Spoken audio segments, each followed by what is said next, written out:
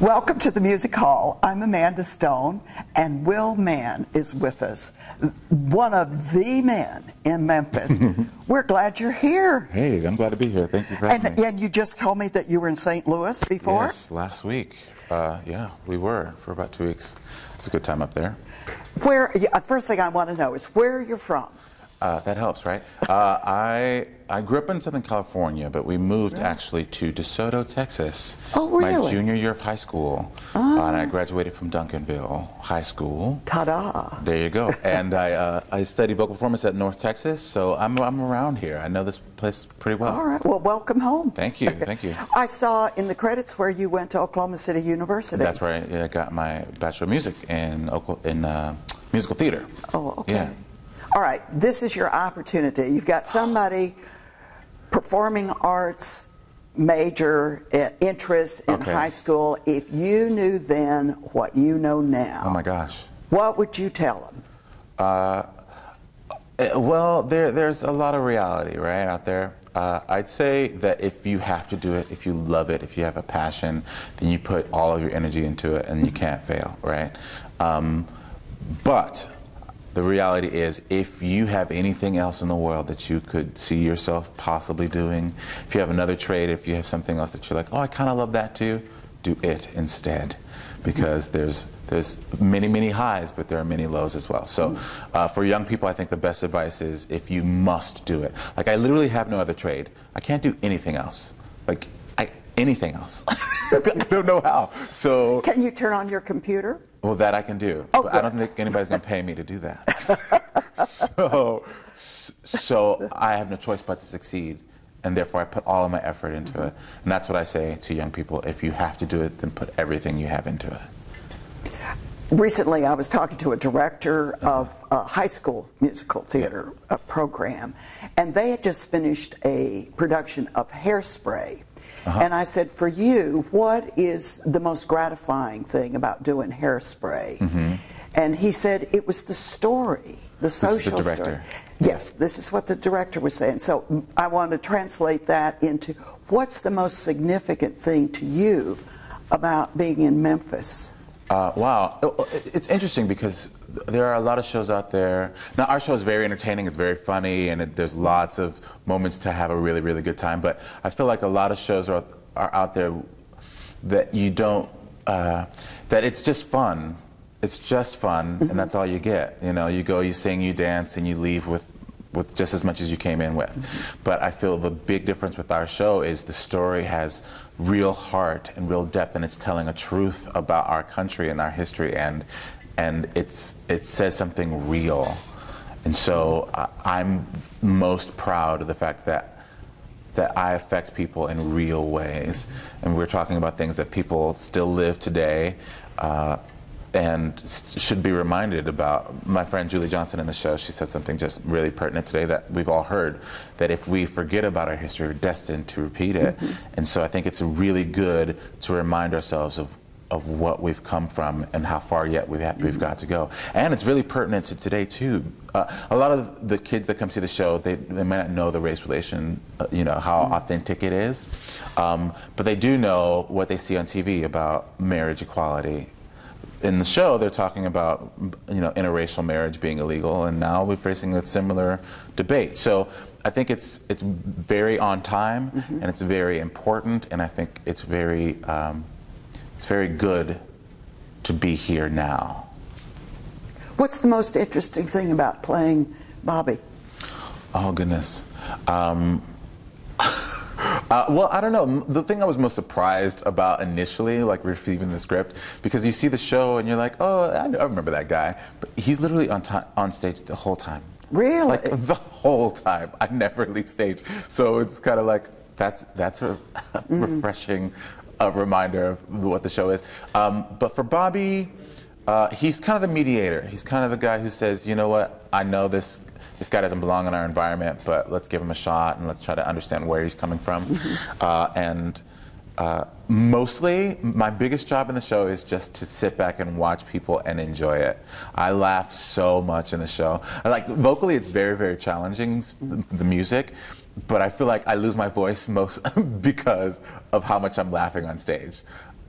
all show, I'm literally cracking up, and anybody who sees it will completely understand what I'm saying. When you were a kid, did you sing in the church choir? Or? I did. My training in college were mostly classical opera music and some musical theater. So my references that I pulled on for, which I still use, the training definitely in the show, but the references for my more pop gospel sound come from my childhood in church, and that's why I'm here today, because I have all of those life experiences, and because my parents, they were raised in the 50s and 60s, so their music is what I listened to when I was a kid, because that's all I had. I had no choice. My parents blast their music, and that's what I know. And so today it's interesting because I hear songs and I'll know every word to it, and I'm like, how do I know that song? Like, that song came out 30 years before I was born. That's not even possible. And then I click. So that period and the music in my home and the music in my church is what really I have to draw on for. Did you interview your parents as part of your research? No, I have so many gems that they've given me over the years. Share one. Oh. Share a homily, I don't know, but the way they dance together, it's really beautiful and interesting. Because they move a little slower now, but they dance just like they did when they were kids. And so I look at that and how they move and how they enjoy music, or when they hear a song and they really start feeling it. That I use on stage.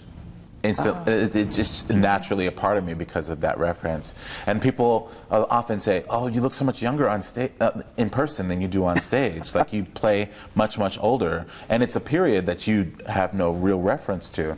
And I think I have them completely to thank for it, because I've watched them my whole life, and I've gotten all of my mannerisms and all of my likes and dislikes from them at an early age. So it's really Are they still in Texas? Yes, in DeSoto. In DeSoto. I'm staying at Mama's house, Mom and Dad's house this week. And with home cooking? Well, sometimes. People are busy. You gotta fend for yourself sometimes. Well, is that true? But to have a kitchen is a beautiful thing when you're on tour. It's a beautiful thing. How long have you been on tour? We opened in October in Memphis, Tennessee. October 14th, I want to say. I could be wrong. Don't quote me. Okay. But before that, I did the show on Broadway, and before that, I spent 1.5 years with Billy Elliot. So I've been on the road for 3 years, and it's just, it's just what my life is now. How did the audition come about for Oh, goodness. Memphis? Well, when you're an actor in New York, your job is to audition, right? And so each week you go to your publication or your website and you say, what's auditioning this week? Before Memphis was Memphis, to me, before it was on Broadway, before it was in San Diego or Seattle, there was a posting that said, black people who dance and sing. And I said, well, I guess I'm going to that, and I made it all the way to the very end, and they were like, this isn't the right time, we like you, but blah, blah, blah, blah, blah. And so after it came to Broadway and I saw it, then I got my real draw toward the show, but I'd been auditioning for it for already a year by that time. And every time somebody left, I was like, hello, hey, you guys need me? I can do anything you want, I'll be there. And every time it was kind of like, oh, we really love you, it's just not the right time, it's just not the right time. And finally, I auditioned again in April of last year for the tour, because they said, well, just come to the tour, auditions, we'll bring you to the final callback. I did that. And when I got back to Toronto, where I was doing Billy Elliot, they called me and said, James, the original Bobby on Broadway, is doing a leave of absence. We want you to come be in the show on Broadway. So that was kind of my journey. I've been auditioning for years for this production, and just kind of all aligned last year. When you tour, what's the hardest thing to cope with? Well, travel days are no fun, right? The schedule can be kind of brutal. If we do several weeks, several cities where they're only 1 week long, that means that we do 8 shows a week, Tuesday through Sunday, and then Monday we spend all day at the airport or on planes or on a bus.